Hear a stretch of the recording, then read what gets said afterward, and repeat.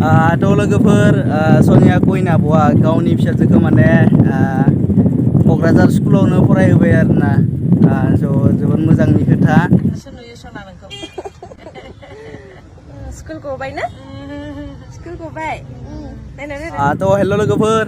गिबियावनो आंनि बे आरके ब्लग इउटुब चेनेलाव बयखौबो बरायग्रोनाय जाबाय स' आरो गिबियावनो सनिया गयनाब'निसिम जोबोद साबायखर आंनि गोसो गोरबोनिफ्राय मानोना गुबुन हारिजों जुलि जादोंमोनब्लाबो आब'आ गावनि गथ'खौ माने बर' राव फोरोंबाय स्कुल गैला नै आइ दंबावो मोनसे स्कुला आइ दंबावो स्कुलाव मोनसे गुबुन जायगायाव थादोंब्लाबो गावनि गथ'खौ जोंनिनो बे जेनेबा क'क्राझार स्कुलाव फरायहोबाय बेनि थाखाय जोबोद मोजां माने जाहाथे मानोना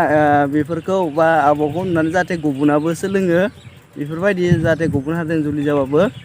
स' नायलांदो स्कुलाव बोरै थाङो बेयाव दै दंना बेखौनो थांनो हाया नों स' लोगोफोर दायो आं न'आव मोनफैबाय आरोना ओमफ्राय जोबोद स्मार्ट जागोन बायदि नांदों आं नुनानै आब'नि फिसाजोखौ टिफिनखौ जादोंना जायाखै टिफिना आं ओंखामखौ दायालै माथो नों ओंखाम बिदोंमोन ना आं मिगिखौसो दायो स' दिनैनि भिडिअ बेखिनियानोमोन भिडिअखौ जोबजासिम नायनायनि थाखाय बयनिसिमबो थेंक इउ स' माच बाय बाय